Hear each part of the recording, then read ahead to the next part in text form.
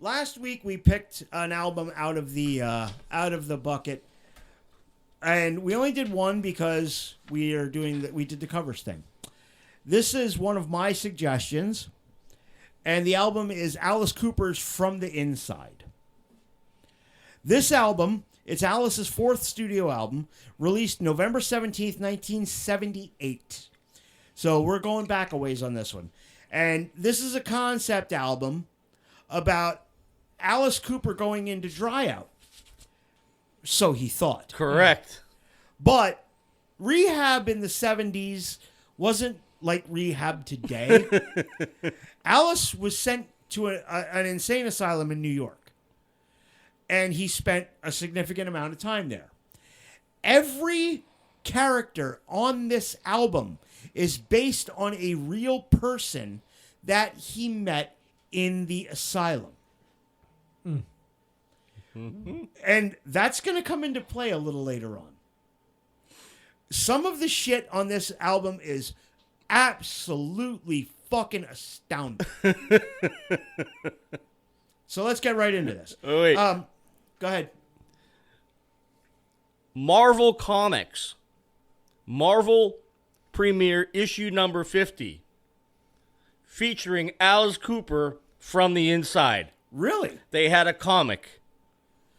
I need to look that up. I looked it up. I saw it on the Wikipedia page. I'm like, wait a minute. No fucking way. And I typed in Marvel Premiere number 50. Sure as shit. There it is. I need to find that. Alice Cooper's first appearance in comics. I need to find that. They made a fucking comic book out of this album. This album peaked at number 60 on the Billboard charts. Now, this is a strange era in music because we're kind of transitioning from arena rock and there's some disco influence here. Yep. And this album's got some disco influence. Yes, it does. For sure. And you know who his main songwriting collaborator was for this album? I forget the name. Bernie Taupin. Oh, okay. Who Makes is sense. most famous for working with Elton John. Mm-hmm. Along with the bass, he had a bass player too. Elton's bass player played bass on this too. I'll hold off on my thoughts. Opens up, the first track is the title track, From the Inside. Mm-hmm. This is a yes from me. A total yes. Yeah, it's a good song. It's a really good song. And this essentially is welcome to the Nut House. I'm stuck here on the inside. I'm looking out. I'm just another face. Where's my I'm just another case. Yeah. Where's my makeup? Where's my face? And he's talking about all the shit that led up to it. Well, the opening lyrics. I got lost on the road somewhere. Was it Texas or was it Canada? Yeah. And he's talking about, drinking shit, but then he went on stage and performed, and then he fucking, drinking Seagrams on the plane Drinking flight. whiskey on another flight, Yeah. and I worked the stage all night long. Yeah. And what got me in this song, too, was that funky 70s groove bass line. Yep. Oh, my. But yeah, the bass line in this fucking song is awesome. But yeah, he's, you were screaming for the villain up there, and I was much obliged. Yes. And then there's a line in there: "Proposed a toast to Jimmy's ghost." Yes. I never dreamed I would wind up on the losing end. Yes. Fucking brilliant song. Yes. 100% yes. Yes, absolutely. Yeah, I liked it. It was good. I mean, I thought it was more metaphorical, like you from the inside of your. No, it says it right in there. I'm stuck here on the inside looking out. Yes, but I was looking at metaphor. And this album was it was produced so different than anything else he's ever done. It's very slick. It is. Mm-hmm. Very slickly produced record. And there are songs on here that I fucking listen to this at work almost constantly, and not a single person could tell me who the fuck this was. Yeah. That's how different it sounds. Yeah, it is very different from a lot of what Cooper had done up to this point. Next is Wish I Were Born in Beverly Hills. There's a nice song. That's a great song. Yeah. It's about a little princess in Beverly Hills who's an alcoholic and a pillhead. Yep. Sounds worse than him, though. Oh, yeah. Yes. Well, the chorus is I wish I was born in Beverly Hills. I swear I couldn't drink half as much as Yeah. she spilled. Yes. That's a wow. Yes. Want to live it up, have my kicks and thrills, be a gigolo lover, and send her the bills. Yeah. Oh, fucking. She's got her daddy's black Corniche and her tennis pro by her side. Yep. And she wants her mother's lover to exercise her skill. And if she don't get him fast, she knows that her brother will. Yep. Fucking great song. Oh, yeah. Alice sees that there's people that are worse than Yes. fucking him. Yes. Yes. It's a great song. I fucking. Beautiful fucking song. Yes. Oh. Next is probably my all-time favorite Alice Cooper song. Okay. This actually, if you look on my notes, it doesn't have one. Yes, it has three. Yes, yes, yes. This song is beautiful. It's haunting. And it's Alice's first love letter to his wife while he's there. In a minute. Like love letter in his head. Okay. It's called The Quiet Room. Yes. The California air, your nightgown on the stairs. I remember every night. Scenes from home in the quiet room. That's exact. Okay. You know what? When you get to the rest of the song, you I kind of missed that part. Yeah. Did he try to fucking kill himself? I think he might have. Because they've got, the chorus is, they've got this place where they've been keeping me. Where I can't hurt myself. I can't get my wrist to bleed. Right. And plastic forks and spoons. No laces in my shoes. Yeah. They all know what I tried to do outside the quiet room. I've just never been a fan of Alice Cooper ballads. I love it. So this is just this is like Only Women Bleed and things like that. Oh God, I love Only Women Bleed. I've never been a fan of the Alice Cooper ballad. So this one I didn't really care for. You can be wrong. No, I appreciate the entire album, but it was like this one I get it. ballads aren't my thing. The one time I get it. The one time I listened to this album was when we were out driving Mahoney Valley with Bella driving, and she even dug it. Yeah, I loved it. I actually did this song, back when I was in middle school. A kid named Derek Everett that I went to school with wanted to do this song for the school air band competition. Oh boy. And he played Alice, and I had a keyboard and a guitar, and we did this song. Okay. Wow. And I actually learned how to play it. I actually learned the guitar part at one point. Great fucking song. I absolutely adore this song. Next is another great song, Oh my God. Nurse Rosetta. Yeah, I enjoyed this one. See, now a little bit of background information about Vincent Furnier. That's Alice Cooper's real name. Okay? Okay. Vincent Furnier's father was a Pentecostal preacher. Correct. And before he got into the rock and roll gig in Detroit, Michigan, Vincent Furnier almost became a Pentecostal preacher himself. Oh my Lord. And that's what this song is about. Nurse Rosetta, I won't let her catch me looking down her sweater, fantasizing silk suspenders on her thighs. Isn't it about him having hots for the nurse? Yes, but I'm a preacher for the Pentecost. I got my numbers and my wires crossed. Oh my She blew the buckle off my Bible belt. Yes. There's so many fucking references to Alice's past in this song. Yeah. Yeah. Yeah, she popped the buckle on my Bible belt and I just can't sleep at night. Rosetta dressed in white. She's got the devil's light shining in her eyes. Yeah, this is Nurse Rosetta is based on one of the actual nurses in the Nutwork. What the hell did he say when she touched him or something? The tongue depressor. Nurse, let me feel your tongue depressor. Nurse Rosetta, make me better. Secretly, my eyes undress her. I'm suddenly twice my size. My pants are all wet inside. Yes. Yeah, great fucking song. Oh my God. I love it. I love this song. Like I said, Alice's dad was, he was a Pentecostal preacher. Yeah. And, what is with these Pentecostal ministers turning to the fucking dark side? Sam, Alice, The dark side is right there in front of you at all times. and we have cookies. Yes. All right. Next is my second favorite song on this album. This is a fucked up song when you finally realize what the fuck it's about. Millie and Billy. This is you have a female vocal in here that was done by a lady named Marcy Levy. Yes.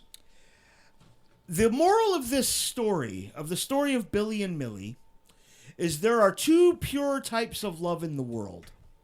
That's junkie love and crazy love. Mm-hmm. This is fucking crazy love. Absolutely. And just so I don't get them wrong, I printed the lyrics to this one. Okay. There's some shit in here. This song is about Billy and Millie, who are in the nut ward. God made love crazy so we wouldn't feel alone. He was thinking of us. Oh, he was thinking of us. God made love crazy so we wouldn't feel so alone. Now, Millie, our world's an asylum, and our minds, like you say, they ain't straight. But you and I know our passions, not deformed. It's not too formed. It's true to say. Billy, I dream of our children.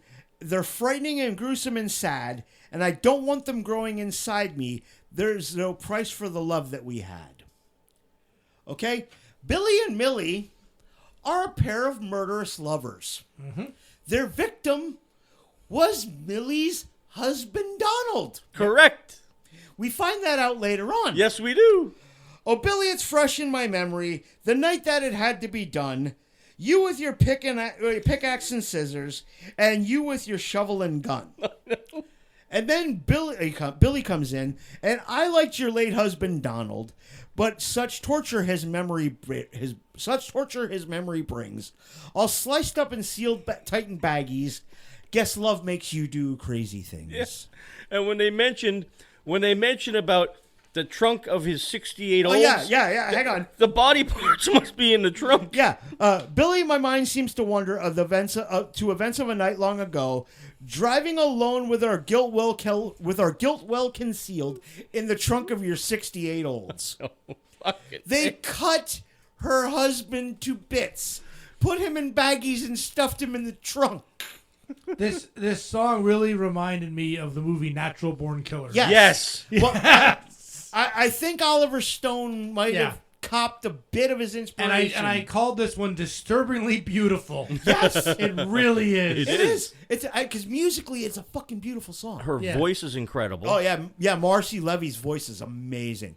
But yeah, Mickey and Mallory Knox were definitely based on Billy and Millie, I think. Yes. It was you can definitely. I mean, when I'm listening to something, I'm like, this is Natural Born Killers. Yes. Yeah. Except they didn't kill Mallory's husband. It was her dad. Yeah, I mean, there's a few things, but yeah. But yeah, great fucking song. This is one of those songs that I listen to, and then I'm like, wait, did they just fucking say that? And hit the lyrics. That is, whoa. And then I'm thinking, when they talk about the baggies, I was thinking of that movie with Ryan Reynolds that we watched. Oh, yes. Where he had all the Tupperware containers on the table. Oh, my God. Oh God, that movie was so good. What movie was that? Voices. Voices. That's it. That movie was so good. Oh, Lord. I'm gonna watch that again. Oh God, that was okay. So that's the end of side one. Because remember, kids, this is the cassette and vinyl era. And even 8-track. I think at one point I did have this on 8-track. Oh, God. Side 2 starts with Sirius. This could have been off of Meatloaf's Bat Out of Hell. Yes. I got serious Meatloaf vibes out of how I this was song- getting that off the whole album. Really. Yes. I mean, there was Actually, yes. It was, and I don't want to. I don't want to. I want to say overproduced, but not in a bad way. Yeah. But like that big sound that Yes. Meatloaf had on his and Elton John had on his album. Yeah. Yes. Just that orchestrated. Everything is like you need 25 tracks for every instrument. I would wonder if I wonder if Steinman had something to do with this. Probably. I mean, he might have. He might have done some production on it. I don't know. But Sirius is a great song. Yes, it is. And this is a song about sooner or later shit catches up with you. Yes. All of my life was a drink and a smoke, laugh and a joke, and then I passed out on the floor. Yes. everything sooner or later, all your shit catches up to you. That kid. and the chorus in this, I mean, it's fucking incredible. That's when the music goes freaking Yeah. crazy. But the one thing you were talking about, overproduced. Yeah. Rolling Stone, when they reviewed this, they shat on it because they said it was too good for Alice Cooper. Yeah, it was too. Yeah, and that's what I mean. It was just, and I never say overproduced as a bad thing, but when you listen to the music of that era, Yeah. And especially his stuff. This is super slick. yeah, Yes. everything is just, it's all out there. This is what a hi-fi stereo, those big ass stereos with the big ass speakers, was designed to play. Yeah. Yes. Yeah. You're 100% right on Put the that. fucking Doobie Brothers on that shit to break those fucking records. Next is okay. The next song is Alice's letter to his wife coming out of the asylum. How you gonna see me now? Mm-hmm.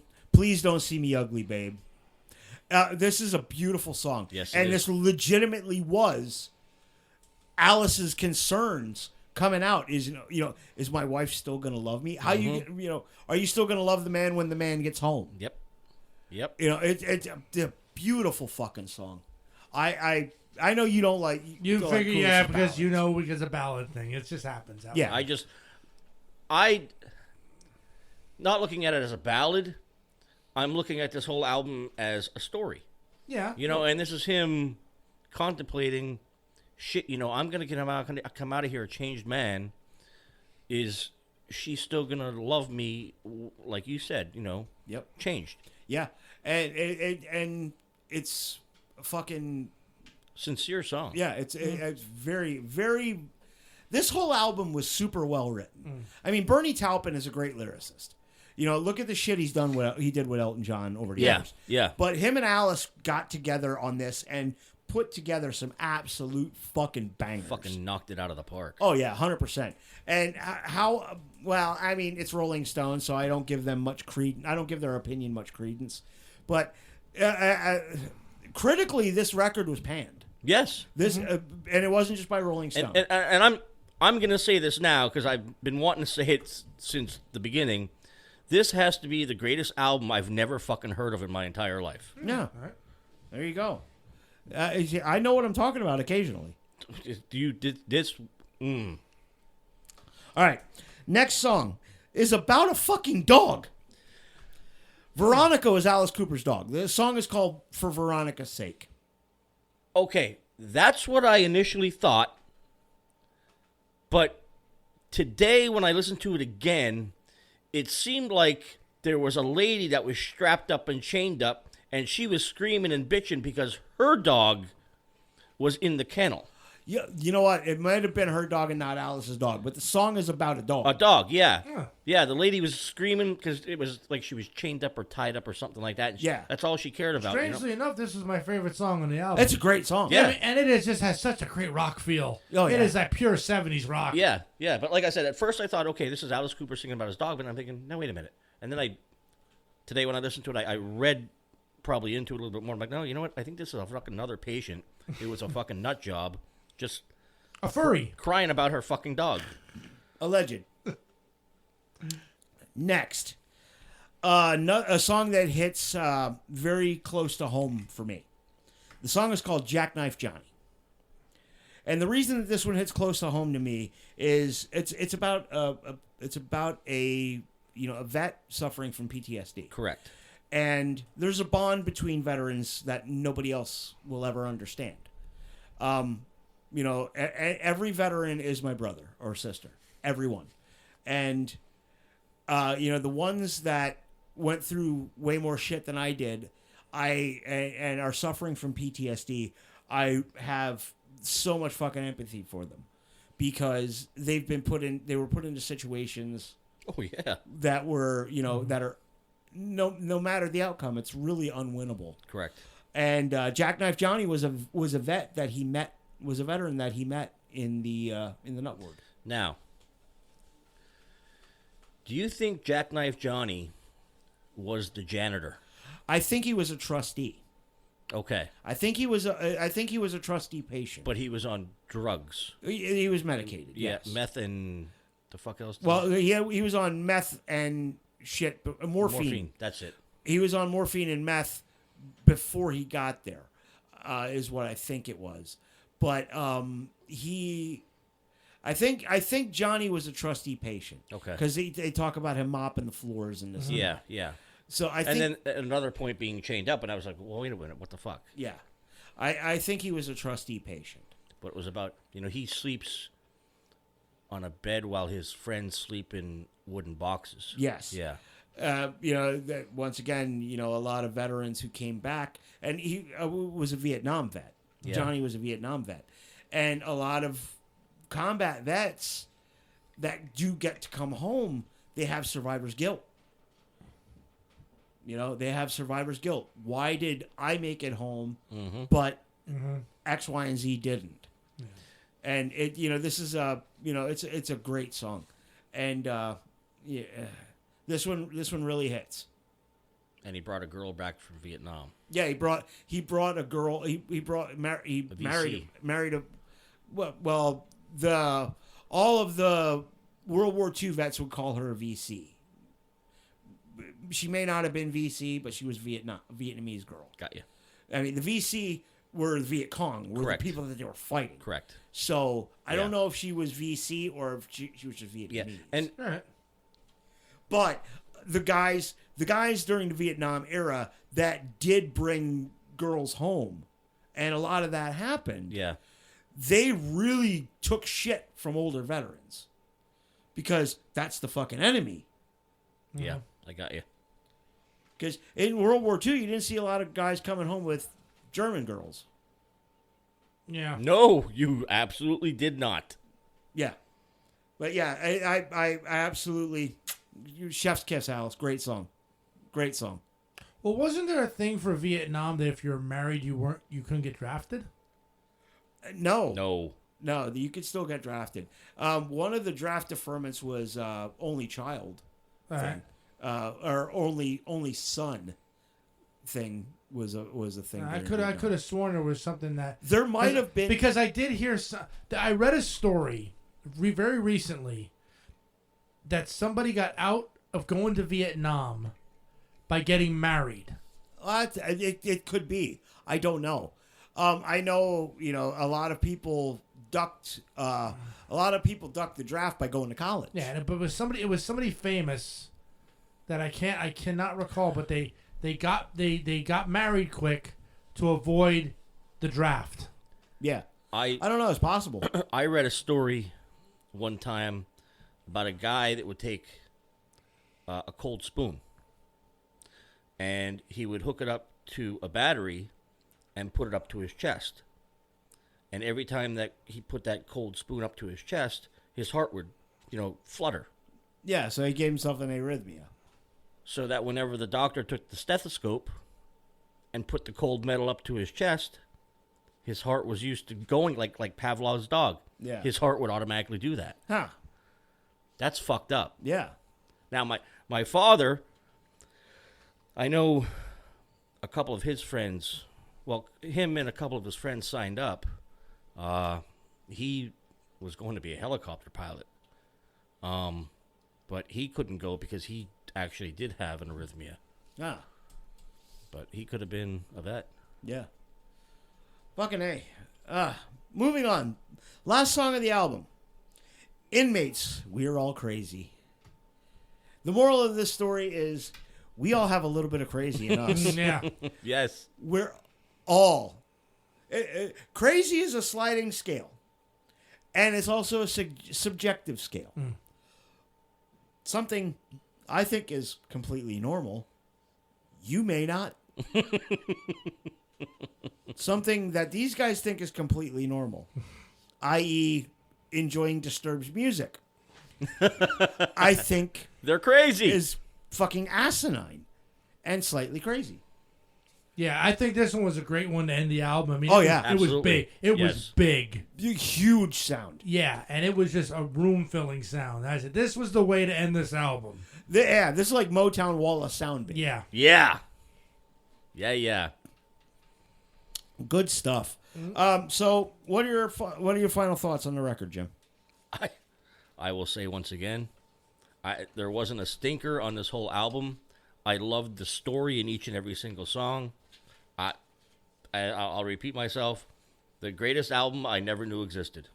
Thank you. I'm giving this fucking thing a 10. Yeah. Nice. Overall, I'm gonna give this 4.5 stars out of 5. Okay. Even though it had 3 songs on it that I didn't care for, just because I didn't care for them, they fit. Yeah. And I can say they weren't bad songs. I just didn't care for them. Okay. Yeah. Fair enough. Fair enough. I give it a 10 out of 10. This is my favorite Alice Cooper record. I can see why. And I absolutely love this album. I love the story behind it. I love the fact that Alice made a concept record based on something traumatic in his life. And he came out the other side. And here we are 40 plus years later. And that motherfucker is still going strong. And I'm going to get to go see him. Props to Alice. I gotta give it. I gotta give it a 10 out of 10. I think this album, there's not a stinker on it, and I'm glad it got picked, and I'm glad you guys dug it. Oh, yeah. Absolutely. And I remembered who that was. Who? You're not gonna believe it. Dusty Rhodes. Dusty Rhodes got married to avoid the draft. Shit, you know what? I remember watching. I saw It was that on the biography. Yep, I saw that. That's right. The dream, baby. I can't go to Vietnam because I got to be the American dream. Yeah. Really? Yep. Yeah. I watched the biography. That's right. It was so. Oh my God, was that good? Yeah, that was the best one A&E's done Yes. until the next week when they did Chic. You know what? I just wanted to see the Dusty Rhodes one. That's the only one I wanted to see. You got watch the. I'll Iron have to Sheik watch one. the Chic. Watch the Iron Sheik one. That was really good.